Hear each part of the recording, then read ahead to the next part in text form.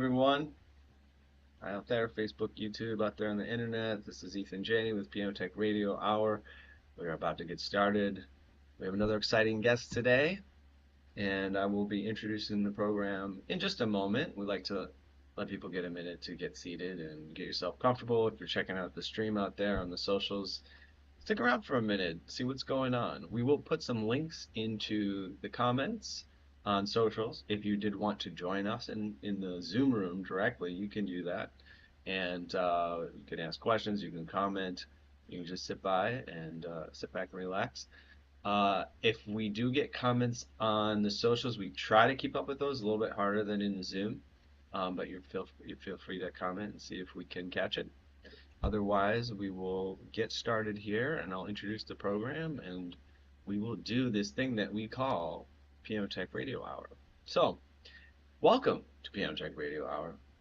You know, we gather here every Saturday to meet with and learn from the most fascinating and knowledgeable folks in the piano world. This includes manufacturers, rebuilders, musicians, makers of other instruments, and of course, piano techs. Our mutual goal is to become better at our craft, is to help each other, and to create an ever more musical world together. Piano Tech Radio Hour is brought to you by Piano Technicians Masterclasses. That's an online learning resource that brings you cutting-edge instruction from piano industry masters without leaving your home. You can find out more at pianotechniciansmasterclass.com. You can also subscribe to Radio Hour. It's just $16 a month. You get direct access to each week's private Zoom call, as well as all the archival recordings of over 200 episodes in our member area. Join using the link bit.ly/joinptrh. That's bit.ly/joinptrh. We also have a podcast audio-only version of this program, which is popular worldwide. It's been top 100, top 10, even number 1 in various locales in the performing arts category on iTunes. So take a listen there. It's great for the car, in the gym, doing the dishes, wherever you like to listen to your podcasts. Check out our Substack blog, where we dive deep into content on the technical specifics of piano work, as well as some tangential topics. You might get a lecture on the history of the piano, the history of the piano action, constructing pianos, designing pianos, rebuilding pianos. But then we'll go afield a little bit and we'll talk about composition. We'll talk about practice, the neuroscience of practice, for example. So subscribe to Piano Technicians Masterclasses or check out the blog there to see if it's of interest.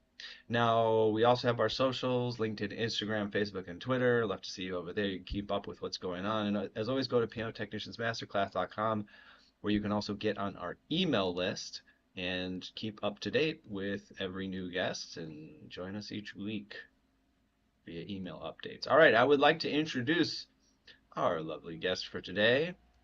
I was going to ask him how to pronounce his last name, but I forgot to do that beforehand. How do you like to say that last name, Ben? It's Tweedt. Tweet? Okay. Tweedt. Tweet. Throwing a D in there for delicious. Yeah. Ben Tweet is a Cincinnati-based pianist, composer, arranger, and educator whose path spans classical roots, adventurous improvisation, and a thriving freelance career across the genres. From his early classical training to winning the 2019 American Jazz Pianist Competition at the Yamaha Artist Center, Ben has built a reputation for fearless versatility. His debut trio album, Life Cycle, released this June 2025, showcases his sharp musical instincts and expressive, narrative-driven playing. Ben Tweet, welcome to Piano Tech Radio Hour. Thank you. It's great to have you here. I always like to get started with a walk down memory lane. What was it like when you first encountered music? What are your first memories of the art of sound and how you started to think it might become a deep part of your life? Yeah. So my first memories of the piano are actually, I'm the youngest of four kids, and my oldest sibling, my sister, was in piano lessons. And I even remember what she was working on at the time. She was working on the theme from the movie Titanic, Mm, the My Heart Will Go On, right? sure. And I, before I even enrolled in piano lessons or anything, I would always, as soon as she got done practicing, I'd hop up at the piano and try to figure out, the melody of what she was playing, right? And my parents kind of realized, oh, we should get this kid going in piano lessons. So at the age of 6 is when I started. We had just recently moved to Council Bluffs, Iowa, and I actually ended up taking piano lessons from, the same teacher as my sister, but also the same teacher that my dad had taken childhood piano lessons from. So, and her Wow. name's Bernil Hansen, still teaching lessons in Council Bluffs. Um, and that was how I got my start, kind of going down the conventional, uh, classical piano route. And I took lessons with her all the way from when I was 6 until I graduated from high school. All right, wonderful. Well, I'm familiar with Council Bluffs on the drive from Chicago over to Omaha Yep. and um, Lincoln, Nebraska. I have some Yeah. friends in the music world over there in those Hmm. cities, Yeah. so not far down the road there. Good old Midwestern upbringing. That's right. Yeah. And Omaha was I went to the University of Nebraska for my undergrad, and Omaha is kind of where I got my start as a working musician, and where I started playing out. So Omaha Okay, definitely a very fond place in my heart. I like Omaha a lot. wonderful. Yeah, I played in a band probably about a decade ago, maybe even 15 years, and the guys were from Lincoln and Omaha. It was called Head of Femur was the name of the band. The Okay. singer in the band had played drums with Connor Oberst Oh, okay. Yeah. early on, Yeah. and they were all kind of part of that scene, that Saddle Creek Records Yes. Yes. scene. We Yes. went and played at the Slowdown, and Yep. yeah, it was fun. But on the other side of things, I have been to the what do they call it? Maybe the World Series of Finance, the meeting of the of Warren Buffett's Berkshire Yeah. Hathaway. I went to one of those Yes. as well in Oh, that's Omaha. fun. That was fun. So Yeah, one of anyways, my I know the teachers vibe. in high school lived like right down the street from Warren Buffett. Okay. I remember him telling us, uh, it was my band director actually in high school. I remember him telling us at the beginning of a rehearsal one day that he had seen Warren Buffett mowing his lawn that morning. It's like, even the richest guy in the world, still takes the time to mow his lawn. You can you can take time to practice too.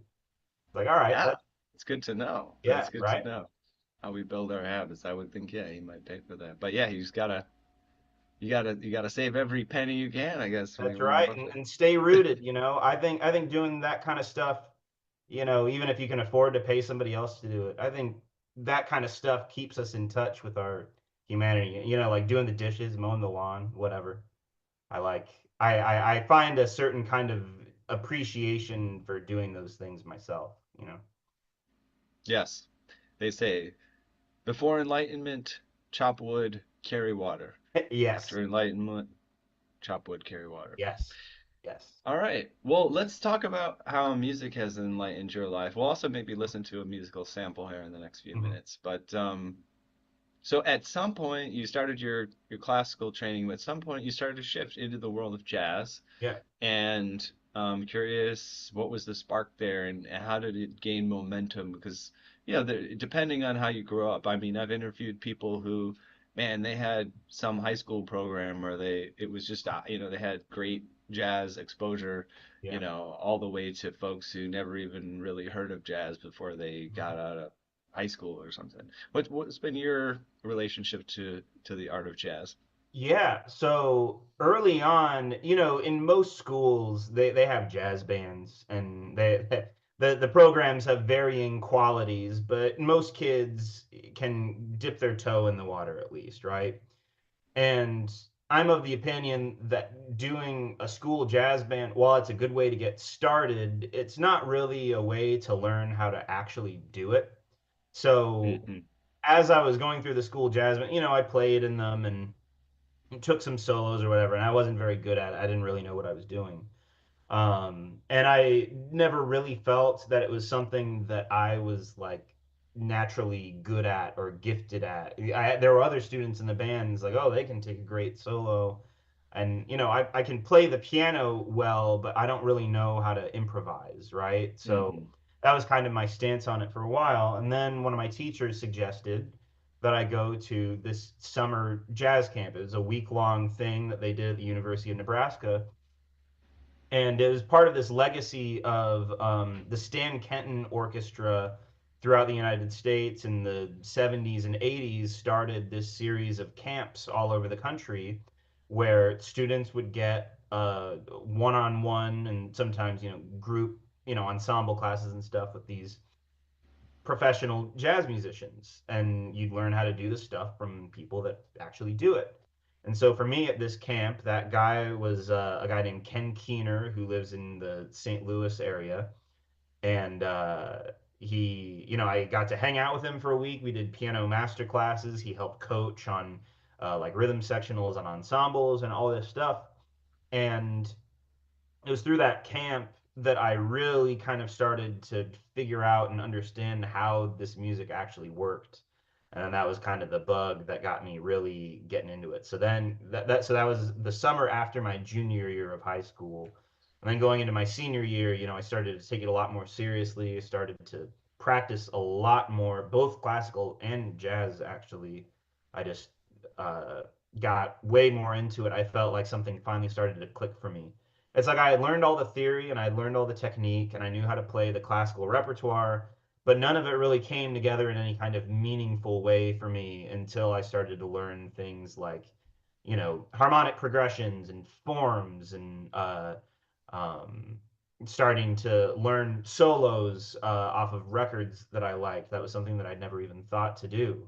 So that's kind of where my journey really began, I think. Even though I had been in jazz bands since like seventh or eighth grade, it was really going into my senior year of high school that I really started to buckle down and do things the right way on learning how to play jazz, which ultimately, at the end of the day, it's listen to records, learn how to play like the records, get out in the community, find musicians that are better at it than you, and follow them around and do what they do. That's pretty much, there's all kinds of theorizing and ways that you can learn concepts that are great for improving your understanding, but ultimately it's a cultural music and you just got to get out there and do it. That's a great point. Appreciate that. Those are the key ingredients. I think if you Yeah, if you put all those sit all in a pot, you got something special. exactly. But follow those musicians better than you around until they Mhm.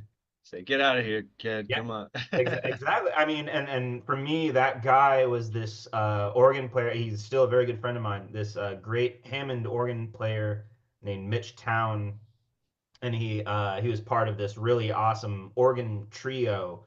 And I used to go to a bunch of their shows and just sit and watch them. It was nothing I had ever seen before. It was like just like people that weren't famous. I'd gone to like big jazz concerts with like Herbie Hancock and whatever, and that's amazing too. But it's totally different to just be in a community and see these people that like, oh, they're not in it for playing the big shows. They're in this club with like 20 people in it and they're just playing and they're doing what they do, and getting into that and just watching and observing was a huge part of my like the formation of my musical identity, I think. Let's listen to a track here. What do you think would be a good one? I've got your Bandcamp up here, and we'll do an Let's audio. do You want to share? Flow Out. Flow out. All right, great. That's Get number two. this set up here.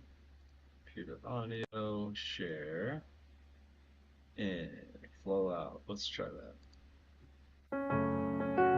You got it?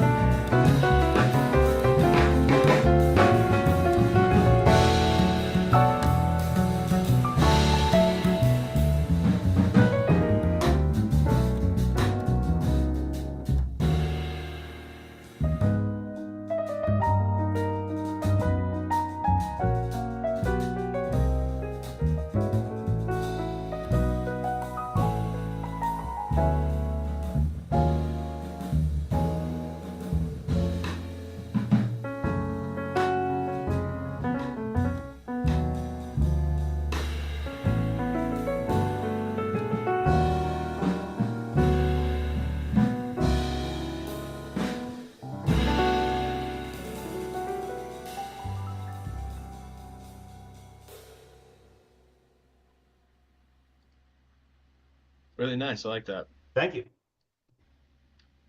Yeah, I feel like I hear various potential ingredients and influences. I'm curious when Yeah. you hear yourself playing or composing something like that, what artists do you think of? Do you feel it's influenced by anyone specific or a set of folks or Yeah, for sure. This one in particular, so this one is the oldest composition on the album. It's the one that I wrote the longest time ago. And this was at a time when I was listening to a lot of music by this saxophonist, Walter Smith III. Hmm. He's a big influence on me as a composer, especially on stuff from that time. And then as far as pianists, Aaron Parks is a really big influence of mine. Particularly, he came out with this album called Invisible Cinema around like 2012 or 2013, I think. Maybe even earlier than that. I'm not 100% sure. But a really amazing album that kind of, I think the thing of Aaron's playing and composition that this composition shares a lot in common is kind of the moodiness. There's almost like an indie rock undercurrent going through it, and a lot of that stuff was really big on a big influence on me when I was like a young teenager getting into like indie rock and that kind of stuff. Hmm. Hmm. And being around Omaha, obviously, the whole Saddle Creek, Bright Eyes thing, it's like it's in the air in Omaha, right? So Hmm. um, and then other big influences. Gerald Clayton is another pianist I really like a lot. He and Aaron share a lot in common as pianists. I think they're of the same generation, like right around the same age, and they share a lot of influences too. And then going farther back, like a generation before that, I really like Brad Meldau. He's a big influence of mine as well. Um, and That was then what I was going to say Brad Meldau. I yeah, didn't yeah, want yeah. to say it up front, but I was curious whether you'd mentioned Brad Meldau. Yeah, yeah. Brad is again, especially at that time. Now I think my interests have fanned out a lot more, and the stuff I write is a little bit, it sounds a little bit less like this. Hmm. But at the time, especially, that's all the stuff that I was really into, and I think that it definitely comes out in the writing, particularly. Those all those players and composers were it was all I was listening to at the time. So it's gonna come Yeah, out. the rhythm section on a piece like that, that feel is just so. I feel like it grew a little bit out of the Miles second quintet Yes, stuff, yes, and it's really fun and both sort of comfortable and yes, discomforting the way that the rhythm section moves, right? Because yes. sometimes I'm like, where's what beat are they Where's one? playing on?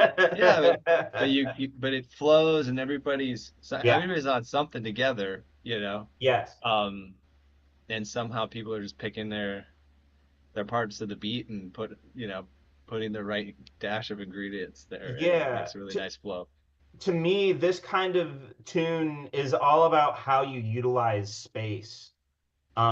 It's really important that like because the melody and like the vibe of the song is very sensitive, right? So like you can't dig in and like groove really hard on this because it kind of is at odds with the character of the melody of the tune, right? So everything still has to be in time, right? Like everybody's playing in time, but you have to leave some space and allow some ways for the puzzle pieces to fit together. Um, this is also an example of a tune that utilizes a circular form. So where the beginning of the tune is not where the beginning of the improvisation section is. It's kind of like Hmm. it's like a loop de loop. It's like you'll start here and then you'll end up here, but then you end up getting back to the A section again, but the A section isn't the beginning anymore. It's actually the end of the form. So there's Hmm. uh there's some trickery going on with how the composition is constructed too. And that's something that I'm really big on as a composer is this element of um, circular forms, like forms that don't just follow the same, like in jazz and American songbook forms. A lot of stuff is like AABA song forms, right? And I like to have forms where it doesn't really have a clear beginning or an end. It's just a circle. And there are a lot of again, that's very much Miles' second quintet kind of stuff. Miles actually has a tune off of one of those albums, and it's called Circle. And Hmm. it's the form is kind of confounding. Like I've seen it charted out in lead sheet form, and it doesn't really make any sense compared to the recording. It's actually like it's not exactly like a rondo, but it's almost like rondo-ish. It's really unusual. So that's another big part of the tradition, and that's kind of the other thing too in jazz that's so fascinating is that it's a very forward-thinking music, but it's also all about um, taking stuff from the tradition that's already happened and putting it in a new light that you have. And pretty much all of the music that's come before is a part of this cycle of reusing whatever the previous generation did and adding a little bit, and then the next generation adds just a little bit. Hmm. Um, I say let's listen to something else. Maybe Sure. something with like a little different flavor, different direction. What do you think? Sure. How about let's do Warrior Poet. Okay, let's check that out.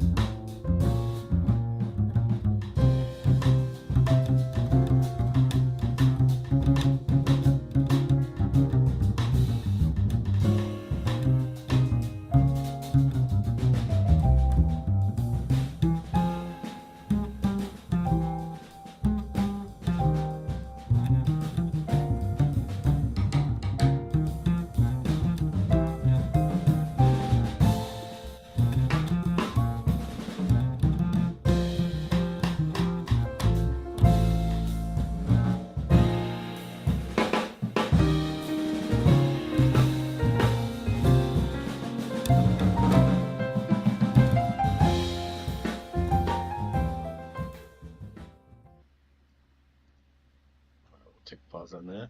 Yeah. Very cool. I like that one. Thank you. Nice for the bass Yeah. vehicle. Yeah. Yeah. Definitely. And that's Who's the kind of warrior poet? Is there a warrior poet, or is that yeah. just the vibe of the tune? Yeah, so the warrior poet is actually a friend of mine, a great saxophone player in now living in Nashville. At the time, he was living in Cincinnati. Friend of mine, Eric Wurzelbacher, who is that's just that's his character. The guy is a warrior poet through and through. That's that's his And character. is he actually a poet? Like, does he write poetry or? No, I mean he's a composer. He writes music, Oh, okay, and okay. that's kind of I mean that's his. That's his If poetry. anybody that knows Eric would immediately understand what I mean when I say the guy is a warrior poet through and through. So and some of the influences that directed that one. Um, I'm a huge lover of Brazilian music of all kinds, and the pattern that the drums are playing, 1, 2, 3, 1, 2, 3. It's kind of a modification of this type of rhythm in Brazilian in Northeast Brazilian music called maracatu, and traditionally maracatu is in 2 instead of in 3, and the pattern is a little bit longer. So it's kind of my spin on the maracatu rhythm. And obviously the way that the band is playing it, I call all my Brazilian tunes, I refer to them as gringo Brazilian tunes because I do my best, but it's its own thing for sure. I wouldn't impose to say that I'm necessarily doing it a hundred Sure, percent the right way. sure. Yeah. Yeah, we had a handful of people who do something or other in the Brazilian domain, whether they're Yeah. native or not, and Mm-hmm. it's fun. I feel like a previous recent guest had, I want to say something Midwest. I forget Mm-hmm. where, but just something in the States. I believe it was. But then there was Cuban influence, and Mm-hmm. then I think they had moved to France or something. Anyways, I think they moved someplace else and then started bringing in Brazilian music because Yeah. whatever, there was a scene there or something. But it's it's such a rich culture Yes. of Brazilian music. There's so many different types of Brazilian Yes. music, Mm-hmm. and there's a lot to bring in there. Yeah. I want to talk briefly about your kind of lifestyle as a musician. What's it like? In I've lived in New York and Chicago, and I've known lots of musicians. Some people are going on tour, some people are putting out records, some people they've got a day job and they kind of play on the side, but they're incredible. Mm-hmm. What's your approach to making it all work? So my whole thing is everything that I do to make a living, I try to make just about everything be related to music in some way. But obviously, I don't. I would say a good chunk of my living is made by performing, which I'm very grateful for. But I do other things too. I teach. I had an adjunct college teaching gig for a year. I have a studio of private students that I teach out of my home studio. Um, and I go in to some of the local schools here and do rhythm sectionals to stuff like that. So I do a decent amount in the education realm, um, and then I also do. I've learned how to use Finale and like notation software really well. So I do everything from transcription, commissioned arrangements, just engraving jobs where people will give me handwritten scores and want me to digitize them. Um, so that's kind of that realm of things. I do some light, like mixing and mastering type stuff. I don't do that stuff very often, but occasionally that kind of work will come across. And um, let's see, what else do I do? I try to be a jack of all trades and all around the music industry. I and then as far as the playing goes, obviously I don't just do jazz gigs. It's basically impossible to make a living playing just jazz gigs in the Midwest. I mean, that's the reality of it. So I do all kinds of gigs, weddings, corporate stuff, all kinds of top 40 gigs. I play with an Elvis impersonator. I do Elvis shows. They're actually really Nice. fun. I have a great time playing like the rockabilly piano stuff. That's always a blast.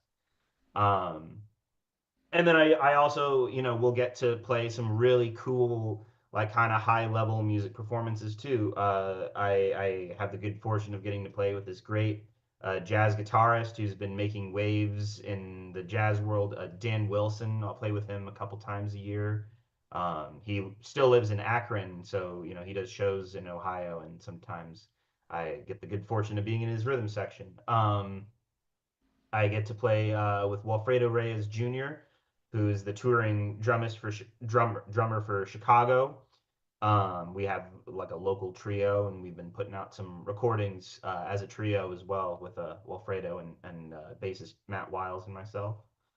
I do recording, both home recording and sometimes people will have me come in. Just this past Tuesday, I did a recording session of like local Cincinnati musicians were putting together like a funky like vibey Christmas album. So all kinds of stuff, Hmm. whatever it takes to cobble the schedule together and um, somehow I still kind of marvel at how my schedule works because you look 6 months ahead and there's almost nothing, and then 6 month passes and it all manages to fill up somehow.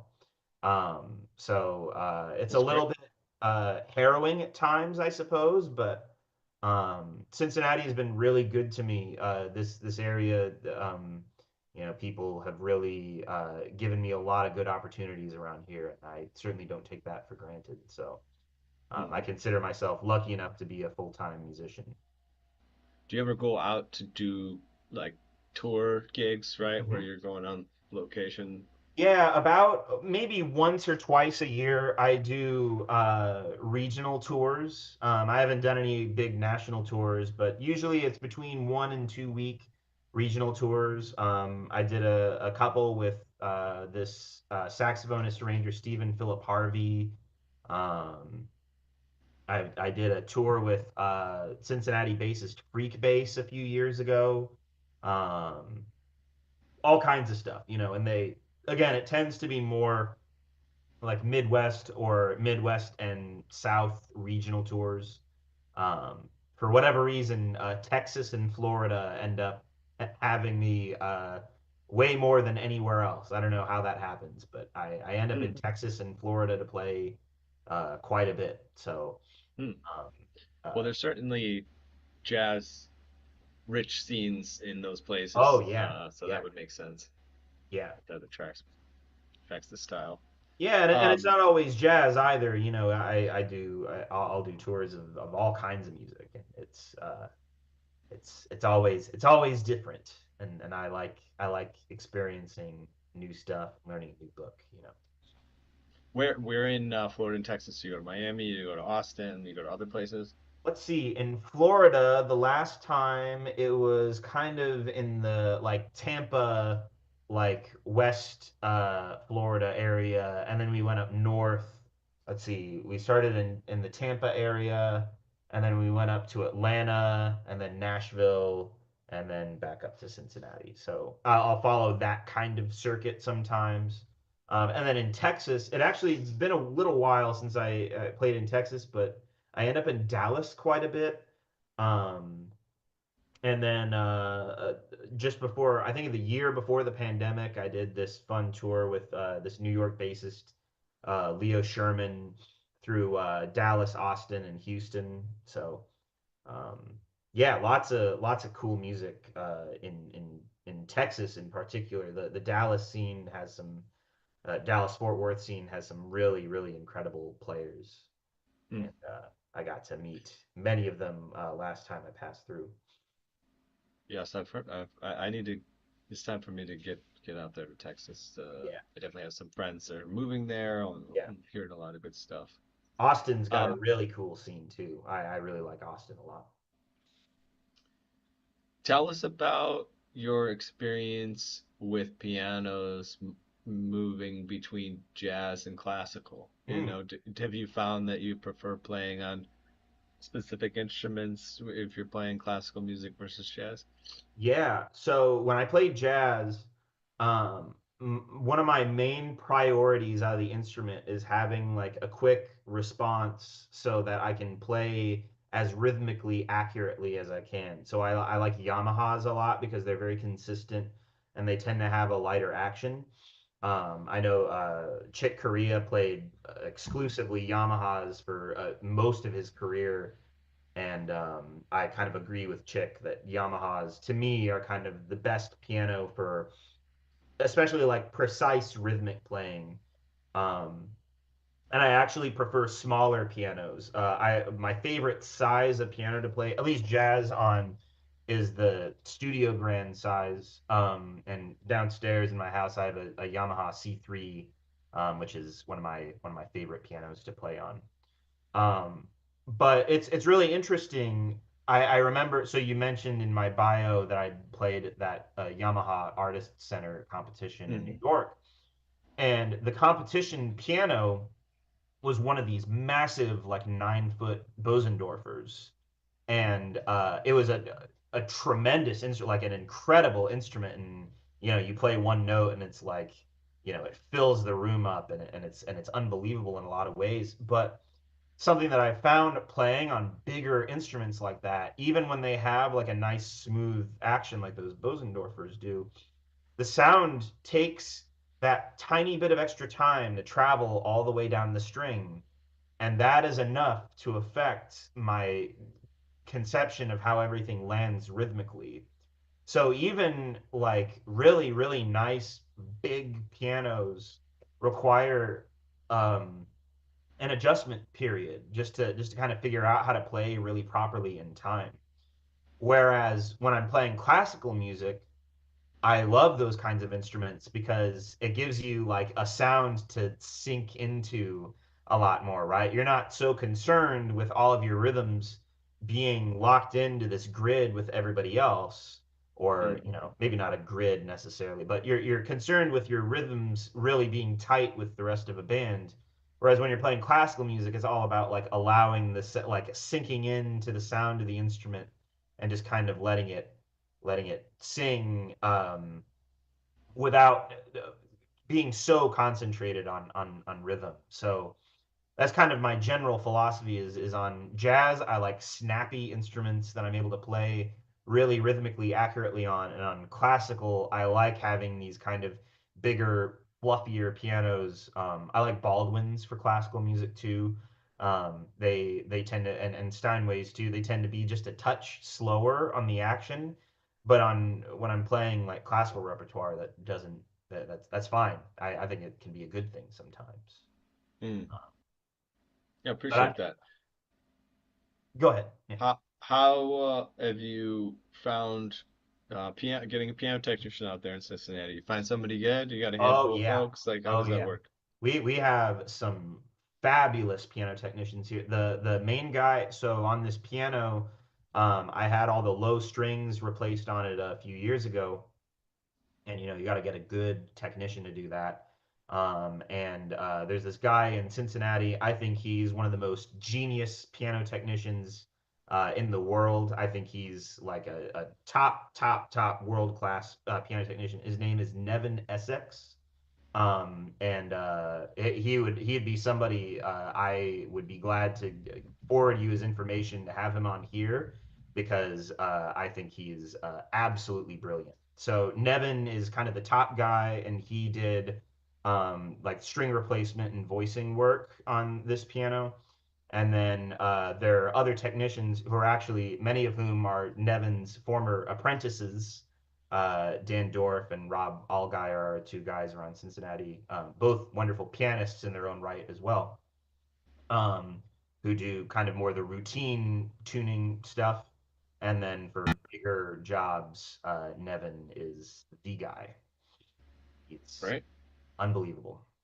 Yeah. I actually haven't heard of him, so I see a podcast interview with Nevin Essex Yeah. on the Distiller podcast. Yeah, Let's if see. you if you if you can get him, He, Yeah, man, uh, he's never as good mind. as they get. Um, Wonderful. Well, I really appreciate your commitment to and passion for the acoustic piano. Yeah. I can, you're playing it on your record, and I think these days it takes a lot, right? To even you're investing a lot of time in being an artist, right? You're pulling together all this disparate stuff so you can make art. You're Yep. using acoustic instrument when, you could say, oh, let's just do digital. We don't have to get a piano tuner. We don't have Yeah. to get strings on it, whatever. Yep. But I think it does shine through, in the music, in the art that you're putting that Well, commitment into thank you. it. So hopefully you'll continue to be able to do so. Yeah. How do you see things long term? You speaking of that, do you feel like, you'll narrow in on a specific domain? Maybe you'll continue to be sort of pulling things around from different places. Do you ever see yourself moving or, I don't know, getting into some other, larger scale compositions, Yeah. with ensembles or something? Where do you see things going? That's a really good question. For in a lot of ways, I like to think 10 years ahead of where I might be, right? And in 10 years, I could definitely see myself moving somewhere. I'm not really attracted to the big coastal scenes like New York or LA. Um, just because I'm just not that interested in living in a city of that size. It comes with a lot of opportunities, but the types of day-to-day challenges that come with living in a big city like that is just something I'm not that interested in. Who knows? Maybe 10 years from now I'll change my mind, but if I were to move somewhere, I'm interested in places that might be similarly sized to Cincinnati, just kind of like a mid-sized city here in the U.S. But maybe moving. My wife and I have talked about the possibility of moving somewhere like Barcelona, or or somewhere in France. Maybe not Paris, but or moving to one of the German cities. There's a lot of really cool opportunities to be had in not cities that are bigger than here, but ones that just have totally different sets of connections. So that's a possibility. Um, I definitely would like to focus more on writing. I like writing for the piano, so I might something I've been thinking about a lot is the idea of fleshing out some of my compositions as just full scores, so people can just play them. Um, I also have aspirations to write for larger ensembles too. I've written for jazz big band a decent amount, but I really like writing for strings and for especially the more delicate woodwinds like flutes and clarinets and oboes. I love writing for all of those instruments. So um, I'm definitely in the next 10 years, I'd like to narrow my focus and be more as much as I love playing, I think writing and arranging is my biggest strength as a musician, and I'd like to lean into that a lot more. Have you been to Barcelona? I haven't yet. That's definitely for our next, international trip, that's definitely near the top of the list of places to check out. I know a number of musicians that have moved to Barcelona. A couple of great jazz fusion musicians I admire a lot. Frank Gambale and Gary Willis have both moved to Barcelona, and they're still doing their thing. They're going on tours and whatever, but I think they're happy making their living and living their life in that city. So Hmm. definitely worth looking into for me at the very least.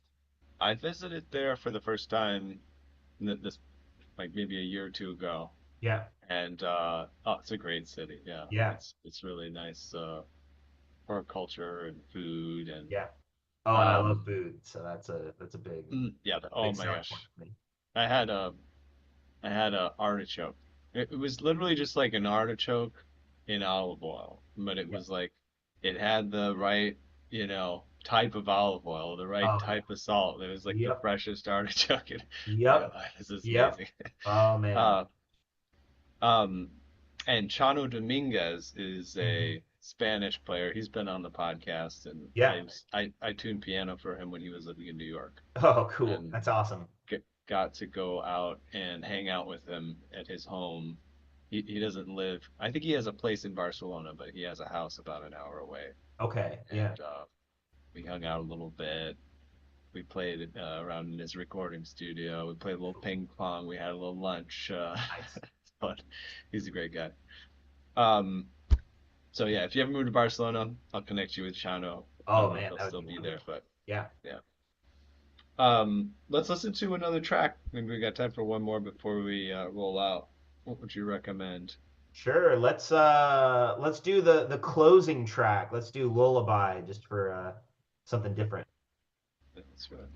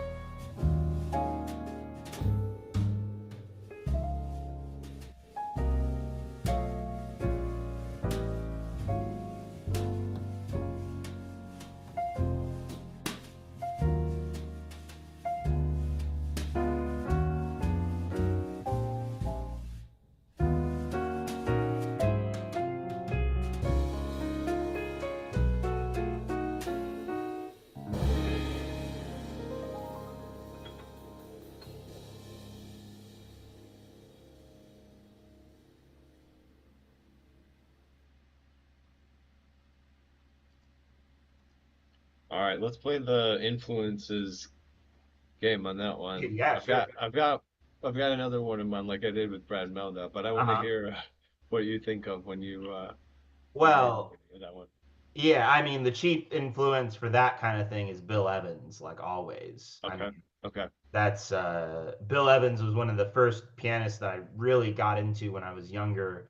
And again, it's like I was saying with Flow Out too. It's like I feel like my influences have spread out a lot more like since then.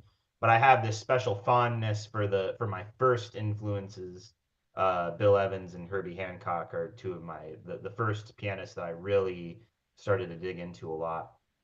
And then definitely, I wouldn't say that he's a big influence on my playing. It's not like I studied any of his recordings or anything, but the sound of Vince Guaraldi's music is ubiquitous through my That's what I was childhood, gonna you know. say. So it Actually, came, those are the two that I thought of. I thought of I thought of Vince Guaraldi first. I yes. thought of just listening to that, the famous Christmas album, right? Hmm.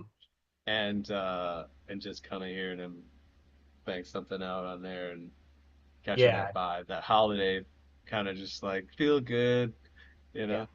know. But then I also thought of Bill Evans as well. All right, Yeah, so yeah. That stuff, I mean, the Peanuts soundtrack is like, I mean, it's baked into my musical identity, right? It's like the Peanuts music, all of the music from Looney Tunes. Um, seriously, I mean, Looney Tunes was a huge part of like my. the classical music, Yeah, exactly. The right? classics, all the American songbook stuff, Hmm. everything in those Looney Tunes soundtracks is, whether kids know it or not, they're receiving some serious like cultural music education Hmm. from those cartoons, and that is a huge part of my musical identity. Seriously, can't escape it. Funny, my 7-year old was playing Roblox earlier, Yeah, and that's debatable, whether that's a good thing or not. But yeah. Yeah. and then they have various soundtracks with the things, and I heard Eric Satie. Oh yeah, nice. As just like one of the Roblox songs. I was like, well, at least he's getting some classical, getting Exactly. some Yeah. classical Got to sneak them foundations in. there. Yeah. Um, all right. Well, we should probably wrap up soon. It's about the end of the hour. Any final thoughts, words of wisdom, calls to action here before we roll out and do our outro? Man, just to everybody out there, make your own stuff and make it you. I think that there's a lot of, not even to discuss the whole deal that's like AI creation now. Like I'm not even going to address that. But even beyond that, social media and a lot of cultural influences today are really trying to push people to be something, right? Something that you think you're supposed to be.